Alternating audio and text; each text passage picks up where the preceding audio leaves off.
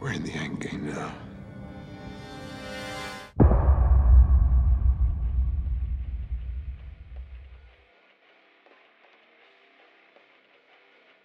Hey, how goes it everyone? Hope you're all doing well.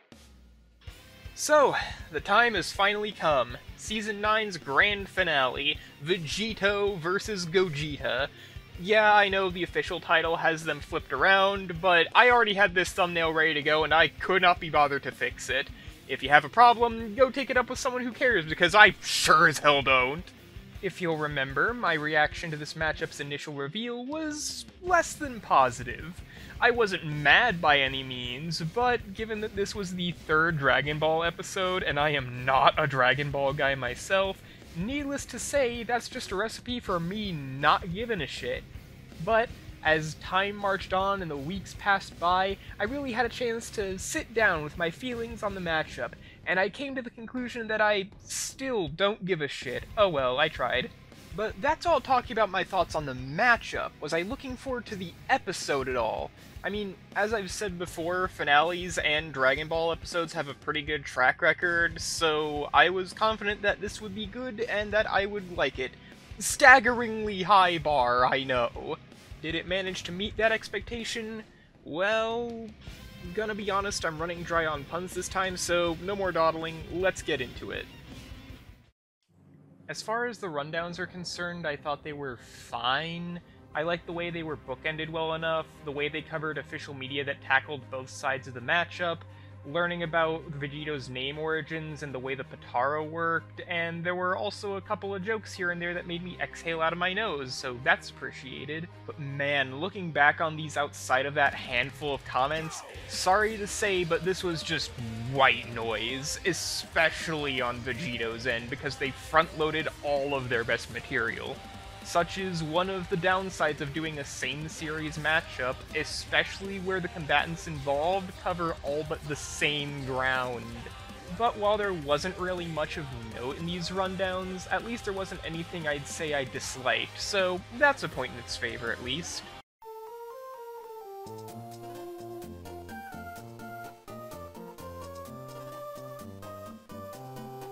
Before I cover the fight, I want to talk about the Whiz and Boomstick segments a little bit, since they directly tie into it this time, which is neat. So the entire reason the fight happens in the first place is because they found Earth's Dragon Balls. Whiz wants to use them for world domination, while Boomstick just wants to see the funny fusion fight, and in the end, that's what they end up using their first wish on. Not every day that you get to see the host play a direct influence in the fight's setup, and I think it's an interesting way of getting around the inherent roadblocks of these two meeting to begin with. Getting into the fight itself, first things first, it's very pleasant to look at. Particularly the effects and backgrounds, I thought those were lovely. I also thought the opening bit of them joking about Vegeta's height was pretty fun. I like the voice performances from both Michael Kovac and Nick Landis, though I just wish they got more to do. And this is where we already start getting into my problems, oh no. So, after we get the DB Fighter's intro shot, a lot of the attacks feel like they lack the impact they deserve, and most of the movements feel stiff and floaty. Hell, even the opening blows, which I usually don't mind being a bit on the lighter side, feel all but completely weightless. Also, they go into Super Saiyan pretty much immediately with no fanfare. Okay, sure. I thought the shot of them circling around Shenron was cool, and I liked Gogeta bringing this redirected ki blast back around. I'm assuming this is a reference to something I'm not getting. But then they fly far off beyond the horizon and Vegito goes blue. That in and of itself I don't mind, but why are the ki auras this big if they're that far away? And if they're actually closer up than they should be, then what was the point of them flying off to begin with? It doesn't really make a lot of sense to me. On top of that, while I like Gogeta's transformation into 4, why was this not the state he ended the fight with? Like, I know the analysis said that both forms are equal in terms of strength, so it shouldn't really matter in the end, but I know the Blue versus 4 debate was a reason why a lot of people wanted them to do Goku versus Goku, and this is just that but more. So them going the Blue versus Blue route instead to end things off is just a really blasé way to go about it. I don't know, that's my take on it at least. Also, why does the Lookout teleport in between shots? What's up with that? From there we get the Big Bang versus Final Kamehameha clash, which I hear a lot of people were looking forward to, particularly as a finisher. But no, instead they drop it right in the middle with a wide shot, no proper beam struggle, no impact, and it lasts like a second. I mean, it looks pretty at least, there's that. Plus, they even shatter reality, which I know Gogeta's done, and I assume Vegito can potentially do that too, since they're basically the same person. So it's cool that they added that, and it's a neat way for them to incorporate even more iconic Dragon Ball locations. And from what I understand, the 4 that they chose, being the Lookout, Snake Way, Kame House, and the Room of Spirit and Time, are solid choices. I just wish that they didn't race through them. Anyway, the Snake Way bit kinda just happens. Vegito does Gogeta's hand thing, swings him by the tail, Gogeta pops blue, and we get this pretty cool shot of Stardust Fall, or whatever it's called. Honestly, my only other comment is, again, I wish they had swapped Gogeta's blue and 4 transformations. We get to Kame House with some nice looking water effects, Gogeta uses the bluff Kamehameha, and for the briefest of moments I thought we were going to get a nice comedic moment. But no, right after Gogeta's line, he immediately goes into Meteor Explosion to push the fight along into its final act. Have you noticed a pattern so far? Because I sure have, and it leads into my biggest issue with the fight. The downright horrendous pacing problem. Everything is moving at breakneck speed, and there's not a single moment that's given an adequate chance to breathe. To me, this doesn't feel like the biggest Dragon Ball matchup being answered. This doesn't feel like a finale. Instead, it feels more like them only having so much time to rush through a checklist of their power sets, and it frustrates me to no end. Whatever, at least it's almost over, let's wrap this up. Gogeta goes for Stardust Breaker after he realizes he's running out of time, and Vegito answers with a basic bitch Kamehameha. Cool. Hell, Gogeta does jack shit if anything because Vegito isn't evil, but oh well. That all being said, I really like the shot of Gogeta going for the Dragon Fist. Not only is it just plain cool, but on a first watch it was actually a pretty tense moment for me, and I thought for a second that he was actually going to win.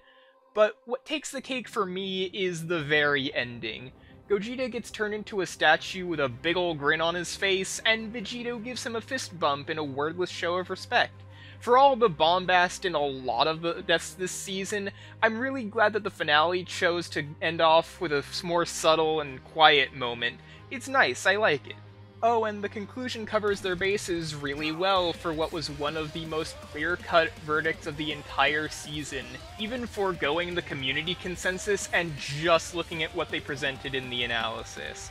Oh, and they also cucked us from seeing Wiz and Boomstick's fusion in the end, which, you know, I honestly don't know if that's actually a good or bad thing. With some of the things I've said so far, I wouldn't blame you for thinking I'd say this season tripped at the finish line, but, no, actually. Honest to God, I really do like the episode as a whole, but the problems that I have are too notable for me to say that I love it, despite how much I want to. That said, my enjoyment is primarily carried by 2 factors I haven't brought up yet. The first is, of course, the track. Dragon Dance slaps. I love all of the little references to both Dragon Ball's official media and its tenure on the show, and the fact that Brandon got to collab with Victor Virgil Moment Borba is really cool. The other factor is the obvious passion that has been poured into this episode. It's very clear that this was a love letter to Dragon Ball, and I always adore when this show not only spotlights a character or series, but full-on celebrates them.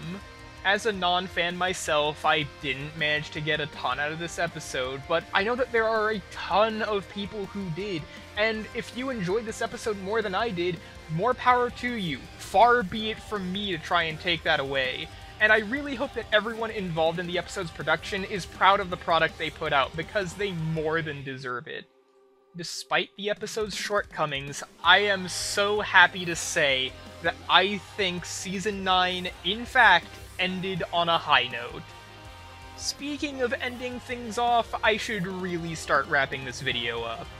I could talk about the 2 matchups that we know about for next year, sure, but all in good time. For now, though, my next big focus is going to be the full season ranking. Yeah, this was my original plan for capping off the year, but due to a combination of the longer wait period, the holiday season, other assorted priorities, and some very recent unfortunate circumstances, all of my plans had to get pushed back, so you can expect this one in January. Either way, I'm looking forward to looking back at all this season had to offer. And with that all said, thank you as always for sticking around to the end if you made it this far, and for supporting me these last few months as I start doing this whole making semi-regular content kind of rhythm, and I will see you all in the new year. Stay safe out there, and have a good one!